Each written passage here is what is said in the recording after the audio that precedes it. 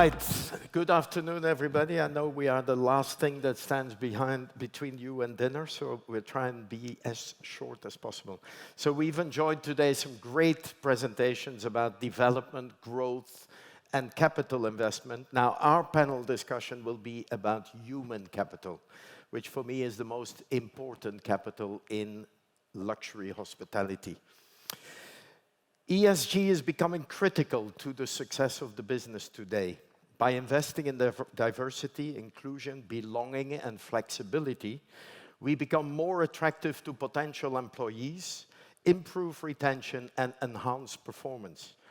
Social factors are a key consideration for job seekers. They are looking for companies that align with their values and prioritize employee well-being.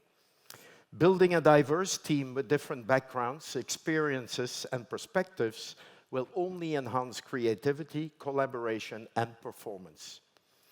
When employees feel seen, heard, and supported, they're much more likely to contribute to the overall success of our companies. Shortages and quality of labor continue to be one of the biggest challenges in our business. Gallup analysis shows that 52% of voluntary exiting employees says that their manager or organization could have done something to prevent them from resigning. And what is the real cost of staff turnover? Research shows that each departure costs about 1/3 of that employee's yearly salary. 1/3 of that are hard costs, and 2/3 of that are soft costs. The hard costs are easy to measure: offboarding, admin, legal costs, severance pay, hiring costs, etc. The soft costs are harder to measure, but they are much more damaging. Lower employee morale. Remaining employees feel uneasy and unmotivated. Existing employees need to work harder to compensate. Chance of burnout increases. Lost productivity and lost knowledge. Weaker employer brand and reputation. It becomes harder to attract top talent. Decreased quality of service and work, and end result, declining guest satisfaction. Nobody comes to work in the morning to be negative or to do a lousy job. Employees want to find purpose in their work. They want clear goals so they can contribute to others and to the organization. They want to develop and grow. Defining clear roles and responsibilities will create a sense of ownership. They want to be recognized for their achievements.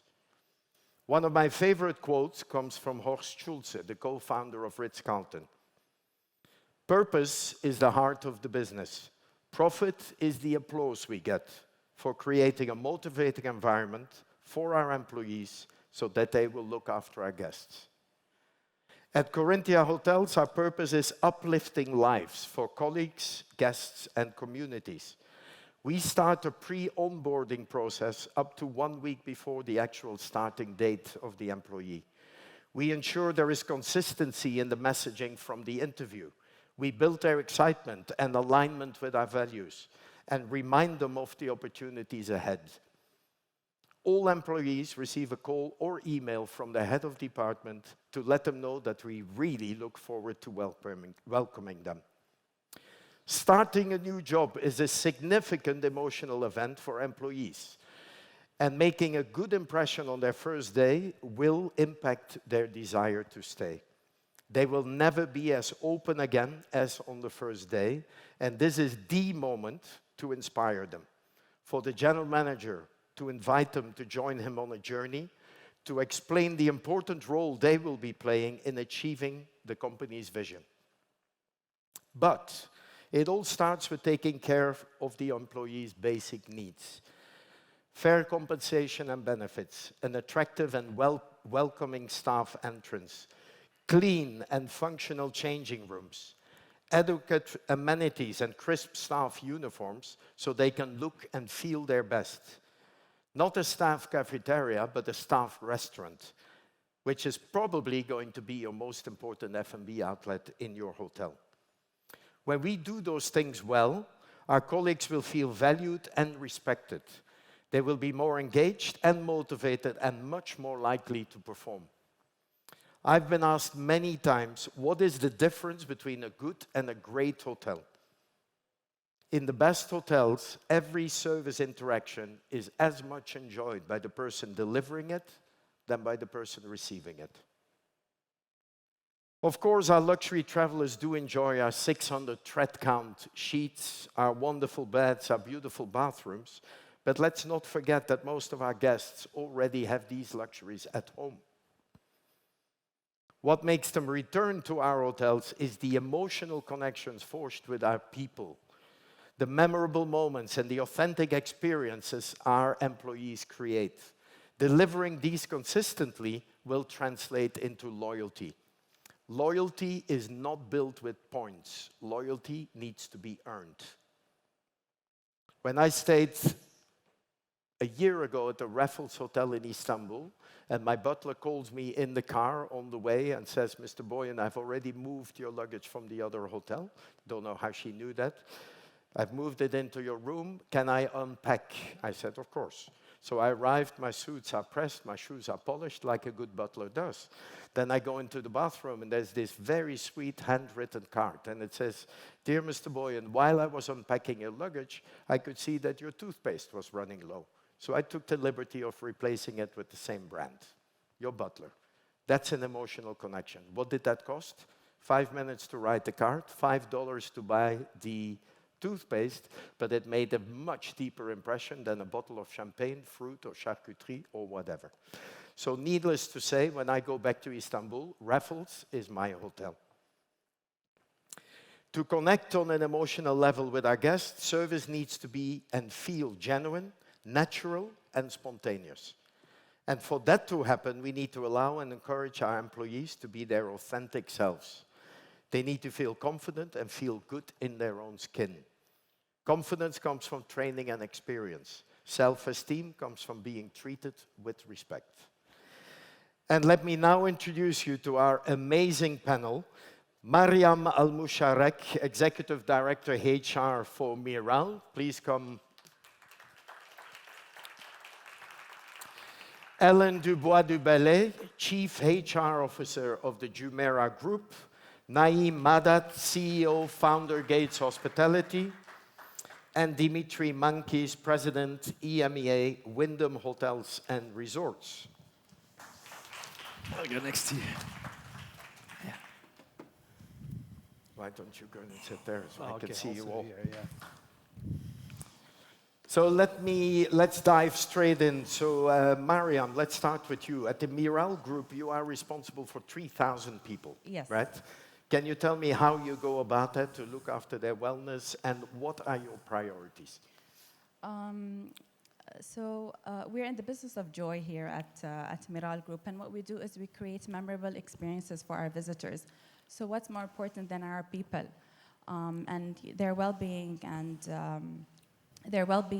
investing in them, attracting our talent, developing our talent is the most important investment. It's our people. We just launched our new brand a couple of months ago, and it's got 3 main pillars. And it was important for us to align our people to our brand. And the 3 lines in our brand represent our people, our community, and our environment. And obviously, clearly, my passion is working a lot with people. And what fulfills me is actually watching our employees and, from the first day they join their whole journey in Miral. I'm proud to be a Mirali as well. We call ourselves the Miralis. We're part of the Miral family. I've been in the company for 12 years since its establishment. And I wouldn't be here if it didn't have an amazing culture, if we didn't take care of our employees. I'm proud to say as well that we have a lot of other employees that have started with me in my journey 12 years ago. And the average cycle of our employees working in our company, about 70% of them is 5 to 8 years. And these numbers speak for themselves. So it's been great. Fantastic. Yeah. Ellen, your situation is even harder. You run 26 properties at Jumeirah. You have 10,000 staff. Your HR strategy is built on 3 pillars. Could you tell us more about that? Yes, thank you. Good afternoon, everyone. I guess, if I think about HR in hospitality or in most companies, they're either loved or hated. You know, you're either welcoming people or saying goodbye or making difficult decisions. And I think for me, I had a non-traditional path to HR, came out of operations. And so for me, the first pillar is talent. I think a lot of HR people spend time, you know, at administrative transactional tasks. So the three pillars for us are talent, culture, and HR service, in that order, because if you don't have the right talent, you can't do anything else. You don't have the right culture. It doesn't matter what solutions you have. And so we spend an enormous amount of time, and I'm most passionate about the talent piece, which includes, you know, making sure we get the right people to join us, giving them the best development opportunities, making sure that they have development pathways so that I can attract them. And then obviously the second one is culture, and communication goes into that, and making sure the environment's the right environment. And then the HR solutions part is, you know, keeping the lights on, keeping us out of jail, keeping the, you know, the administrative tasks happening. But my focus is definitely on those first two. Wonderful. Naim, we all know that you're desperate and you're passionate about ESG. So how do you integrate that into your HR practices? And what are the resources available to our industry? Thanks, Filip. Look, reality is I have a small group of people, so we're under 1,000. So it's a lot easier for me than my colleagues on stage to make sure that we really embed in our culture, in our DNA, ESG at every level. The biggest challenge we're having today is really to get to the source of particularly the government chapter, particularly the rules and the regulations and the blueprint, if I may, to say what are these international standards and how do we apply them, how do we implement them, how do we train on them in order to make sure that we are internationally accredited in order to be endorsed, approved, and make sure what we are actually learning, developing, deploying is internationally accepted. It's proving difficult. I think I've tried to actually search for an endorsed copy of these rules and regulations. They don't exist. I don't believe they exist. So whilst we are all extremely excited about ESG, I think fundamentally we have a big issue on hand because these aren't actually typed up anywhere. They aren't documented in a booklet or in a Bible, so to speak, to say, here it is, apply it. And the last chapter on this, Filip, for me, it's accreditation. How should we be accredited? How should we be recognized for making sure that this is part of the culture? Great. Dimitri, what do you feel are the biggest challenges in education when it comes to hospitality? Yeah, it's very simple. It starts at the beginning. I was at the hotel school, The Hague, about a year ago, and I was talking to the students, and 50% or more of them wouldn't decide to actually follow the hospitality careers. And I said, oh, why would you do that? And they said, because we had a really horrible internship. So when you try so hard to get this young population to actually believe in what we do in hospitality, and you want to create these great leaders, and then you put them into a hotel and you give them the worst time of their lives, what do you think they're going to say? They're going to say, that's not an industry for me. Absolutely. I'm going to go to banking, or I'm going to go to financial institutions or technology. So, and it's very interesting how now all hotel schools are becoming business schools, because they realize that people do not want to stay in our industry. But why would they stay if they had a horrible experience? Yeah. So for me, education is absolutely critical. You know, we talk about a lot of why we lose people in hospitality, or why people don't think, or especially the young people, don't think that this is the future career. But when we treat them badly, when they started their careers, why would they stay? Yeah. Do you not think that it should be in every general manager's KPIs that they go and talk to schools, to young children, tell them about the glorious aspects of our industry? And also to the parents, because I think the parents are also a problem, because they don't want their children to go into hospitality. I'm the worst parent, obviously, because I said to both my girls, 26 and 24, please do not follow my career. It was very interesting. So my second daughter, who's 24 years old, decided she wants to follow my career, and She couldn't work at a Wyndham hotel, obviously, and she worked at a friend's hotel in Barcelona. And then she said, "Oh, my dad, I love this industry. It's the best thing I've ever done." I said, "Oh, this is interesting because you hated about 6 months ago." He says, "What are you doing? What's your job?" He says, "Oh, I'm an experiences officer." And I'm like, "This is illegal, isn't it? Let me see what is going on." So I called my friend and I said, "What is an experiences officer, man? What have you done to my daughter?" He says, "Oh, she's a receptionist." And I'm like, "Why do you call her an experiences officer?" Because if I ask for a receptionist, nobody applies. I ask for an experiences officer and everybody does. So it's the way we need to change the world. When you invite somebody, you hire somebody, said, "Oh, you're going to work in back of the house." What is that? Is that a dark place that I'll never see the sun again? So it's all about how we change as an industry to make our business appealing to that young generation. Interesting. To be fair, that speaks a different language than I do. Mariam, so like we were just saying, in Yes. some countries, hospitality entertainment is not regarded as a really attractive profession. Absolutely. I know that you're passionate about attracting UAE nationals to our Absolutely. business. How Yes, do you go correct. about that? So it's funny that you mentioned that because we actually did a lot of awareness for parents. So when I started in the industry, you know, the tourism industry is just now starting to boom, and UAE nationals are not very familiar with it. It's a new industry for them. And a couple of years ago, we were literally sitting in a meeting room, and we were like, okay, we need to attract UAE nationals. You know, when you travel and you go to theme parks, you see the people from the country itself working and meeting and greeting. But when you're here in the UAE, there's not much UAE nationals at the guest services, or as ride operators, or in the lost and found, or back of house anywhere in the theme parks. So I'm like, you know what? Let's go to universities. Let's talk about our industry.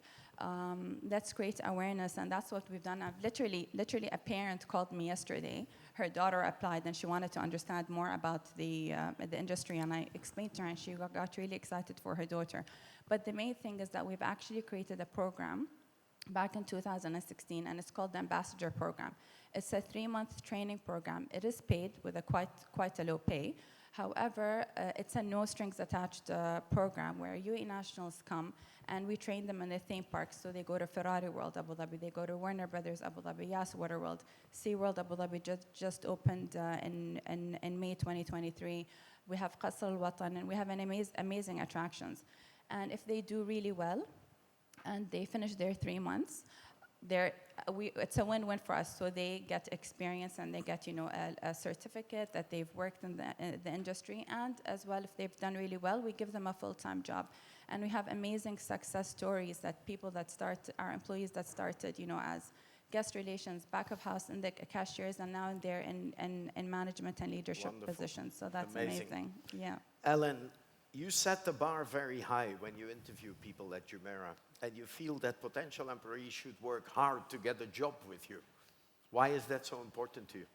Well, I think sort of Dimitris made the point, it's hard to work in hospitality, so it should be hard to get a job in hospitality.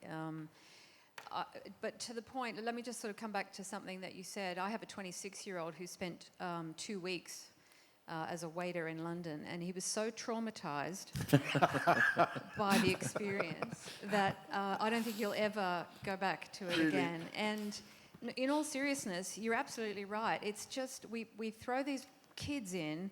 We expect them, because we're the architects, right? We did it. We worked weekends and holidays for years and years and years, and we have to think about how to make these jobs more attractive, because they are fun and they do lead to amazing careers and international careers and all sorts of things. So we've got to do a better job, I think, of that first 5 years, that first 5 weeks, that first 5 minutes.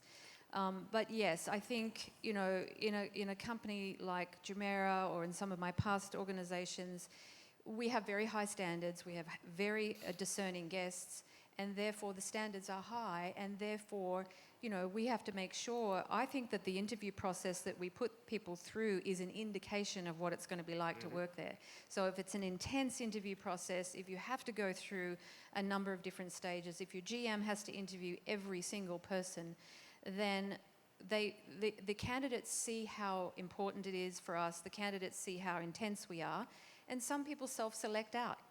They say to themselves, listen, Yep. this is this is crazy. You guys are crazy. I'm going to work, down the road at somewhere easier. And that's good too, because we avoid Absolutely. the disappointments. So. Naim, how do you apply and measure ESG in the workplace, and how can it become part of the management's KPIs? It already is. In my entities, all of the KPIs include ESG. And what we are doing now, back of house, front of house, any leadership role, one of their KPIs is delivery on ESG.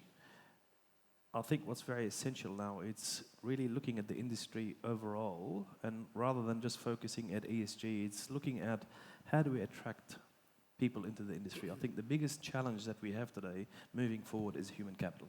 Investments in place, brands are in place, operators are in place.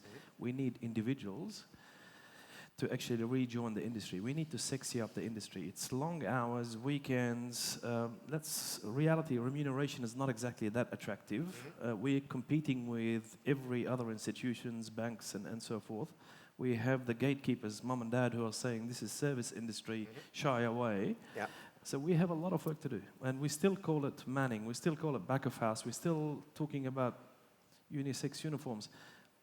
It's time for a shake-up. It's time for a real turning the tables upside down and taking what's important, what's not important. What should we hang on to? What is hospitality about? What is the essence of hospitality, engagement, belonging, and so forth? And reviving those chapters. I think in order for the industry to re-engage younger talent, the millennials and the Gen, all of the gens and the entitled bits and all of that, we need to change. We need to change. We need to take our blinkers off and say, the world has changed, every other sector has changed, and we need to change our approach. Absolutely, thank you. Dimitri, the Middle East is certainly leading the way in development and expansion. We all know that, we've heard it today. Can this be transformative for societies? And do you think this will ignite the desire of young local people to join our industry? Yeah, I mean, I think just to put things into perspective, it was the Greeks who invented hospitality, right, about 5,000 years ago. And you see how actually hospitality has transformed societies across those 5,000 years. I think that hospitality is a force of change. I think hospitality connects the world. We heard it so many times today. I think governments are misusing hospitality sometimes, and they see it only as a contribution to the GDP. Actually, hospitality contributes more to the human interaction and creating better people. I think that if you look around, if you look around your living room, in my living room, there are two types of photographs. One, my mother-in-law, which is kind of like by default, and the other one is all the pictures from the holidays that we've been together as a family. And guess what? In every single photo that we have as a family, there is a local in it. That means that we allowed ourselves not to be isolated in a beautiful place in the middle of nowhere, but we went to places where we could actually talk to the local people, experience the local cuisine, the local culture, and mingle with the local people. What does that to those local people? We leave after a week, and they said, do you remember this strange family of the 4 Greeks that were here last week? They were talking about, I don't know, philosophy and history. That's what society benefits from tourism. Thank you. And it's both the society and the guest. Mariam, your dream is to become the employer of choice. Of course, yes. How will you do that? By putting people first, for sure. Our assets, our people, our employees, and everything we do in the company starts by the people. You asked, we listened, so we're always listening to employees. We sent out employment satisfaction surveys, employee engagement surveys. We hear from them, we listen to them, and we ensure that we create action plans based on what they say. And this is something that we do every quarter, actually. We've also recently partnered with a company called A Great Place to Work. I'm sure some of you have already heard about this company. It's a US-based company, and they label your company as a great place to work in the UAE, in the Middle East. There's like different labels. and we recently just started working with them to get the label for being the best place to work in the UAE. And hopefully by next year and the year after, we want to make sure that we're the best big tourist in the Middle East, and then hopefully worldwide. Brilliant. Yes. Ellen, you swear by yearly talent reviews for every single employee, and your goal for the future is to develop all the general managers for Jumeirah from within. How is that going? Yeah, I mean, we're getting better. Our bench is getting stronger. I do believe that every single manager in the company needs to be discussed in a panel every year so that we can understand both their performance but also their potential and plan for their futures. And we have to try and fast track those things. You know, we have to try and find ways. I don't like hiring GMs. I've done that a lot in the last couple of years, to be honest. But for me, to attract employees to come and join my company, it's really important that I can show that there's progression that's available. You know, we have hired a couple of we have hired hotel managers in the last couple of years that we've fast-tracked into, both women actually, into leadership positions. I'd like to see more job sharing. I don't know why hotels can't have two general managers. You know, one that works 4 days, another works, you know, 3. Yeah. I think we're trying to get creative on those sorts of programs. But yes, I think if we can show people, I mean, the other thing is I don't know, 12, 15 jobs in hospitality. I don't think I was qualified for one of them. And, you know, why do we have to spend so much time developing general managers? Why do they have to spend so many years as a director of rooms or a director of F&B? Exactly. Why can't they come from HR? You know, why can't they come from marketing and finance and other parts of the business? You know, we've got a new CEO, and we're really proud of the fact that she comes from the development side of the business, which is fantastic. So, you know, we need to do more, we need to get more creative, and so that's what our talent reviews help us do, is to think outside of the box in terms of what can this person do, because more often than not, people won't know what they can do until you put them in the situation. And it's very low risk in my mind once you know who they are. Great. Naim, in countries with a mixed workforce and talent pool, how is ESG applied vertically? And can ESG success stories help to attract new talent? Yeah, I see the workforce as a source of inspiration, particularly when you have 70+ nationalities working with us. Everybody actually adds value because we're recruiting from various parts of the globe, and everybody brings a success story to the equation if we know how to nurture them, develop them, share them, and grow these success stories. What makes it hard is to bring everybody on the same platform. But that's part of the training, that's part of the process that is ongoing constantly with the team, with the KPIs being in place for the GMs and the leaders to make sure they apply those. I think what's very important for me, Filip, in recruitment, in maintaining individuals and growing organizations is culture, definition. We need to make sure the culture is very well defined so people know that entity, and from the onset, from the recruitment, whether they belong or they don't belong. Secondly is, I think what we don't speak enough about is the entire mental wellness, particularly in hospitality. There's a lot of pressure. There's a lot of stress that is basically pushed under the mat constantly. And then last but not least, it's that whole humility aspect of the business. It's a service business, but it's an amazing business. And as I alluded to earlier, if you do the first 5 yards, the hard ones, and you succeed on those, you can travel the world on the back of the industry. Yep. You can see some amazing hotels. You can serve some amazing high net worth individuals. You can see some amazing cultures on all of the back of the industry, unlike any other sector. And this is this message that we should be actually singing out loud to the new generation joining the industry, saying it's not hard, it's not easy, but it's doable. Thank you. Dimitri, we hear a lot that luxury hospitality will always be about high touch rather than high tech. How do you think that technology and AI in particular will impact our industry? I did use AI to answer that question anyway, so I'll copy paste. Look, we gotta be very careful, because one of the things that every conference have been, everybody talks about lack of people in hospitality and why hospitality is not attractive anymore to the young generation. If the leaders of hospitality, all of us in this room and many others out there, they talk about how technology is going to replace people, no wonder why nobody wants to work in an industry that they're going to be replaced by robots. So we got to be very careful on the role of technology in hospitality. You know what? Yes, you can have, I don't know, robot servicing in restaurants or doing a bit of housekeeping. But can you replace the smile? Can you replace your butler and what he did and how he replaced your toothpaste? You know what? In I don't know, 40 years from today, you can have robots doing all that, but I don't see that coming up. We gotta be very careful.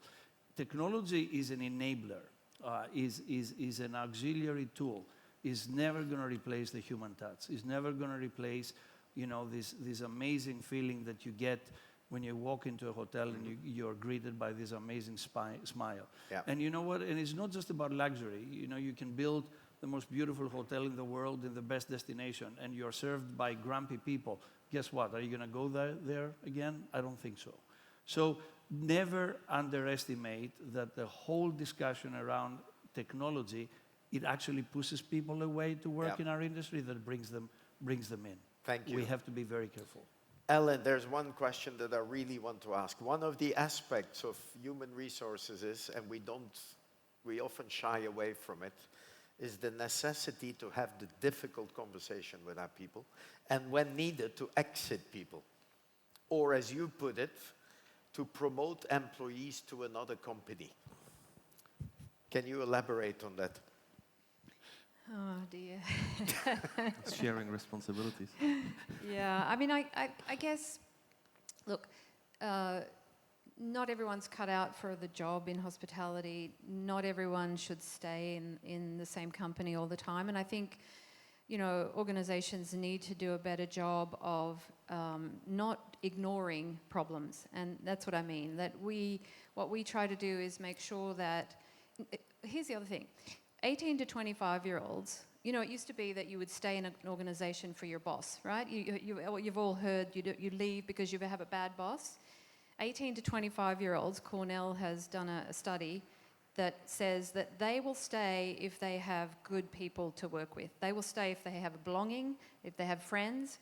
It's not actually about the boss anymore. It's about who I work with. Mm-hmm. And you know yourself, if you're standing next to someone who's not very good, it will demotivate you. It will reduce your productivity by, they say, 15 to 30%. So what I mean by that is take out the poor performers. Don't be afraid to do that. Don't be afraid to promote them to another company, because there's probably another company where they might fit better. They just don't fit with you. And so I think as organizations in hospitality, we need to be stronger at doing that, because the worst thing that you can do, and I see it happen, is you just ignore it. Because then everybody else around it gets infected. So I'm pretty sort of straightforward about let's give them a better chance somewhere else. So we're nearly out of time. Mariam, the last question is for you. So one of your cornerstones of your strategy is leading by example. How do you achieve that? Leading by example, I think everything starts at the top. This is the way I see it, and the leadership walking the talk is extremely important. Preach what you say, and I would use our group CEO, which some of you have actually met earlier, Mohammed al-Zaabi. He's a great leader, and we have an amazing culture in our company. It's an open door policy. You can literally go and talk to the CEO at any point in time. Same thing with the executive leadership. Everything we do is about our people here in Miral Group, and I think the leadership play a huge role in this. Thank you. Naim, we still have time. Should we set ESG standards? And should we make sure that those standards are evaluated by an official party so we can let the public know how far hotels have come? Well, absolutely. Look, this is a problem that's not going away, and we need to. The sooner we put measures in place, solutions in place, the better, in order to become the standard and officially measured by an institution that is neutral and that is policing nothing but that. I'd like to circle back on the question of AI as well, if I may, just quickly. I think AI is a support mechanism. I don't think we should be confusing AI and the human capital. What I'd also like to highlight is we should be talking about EI in our roles, emotional intelligence, rather than AI. Yep. That's the message that we should be taking out there. Excellent. Well, thank you for listening. I knew it was tough, but I want a big round of applause for this brilliant panel, please. Thank you. Thanks. Thank you to Filip Pleasure. and Thanks. to the panellists.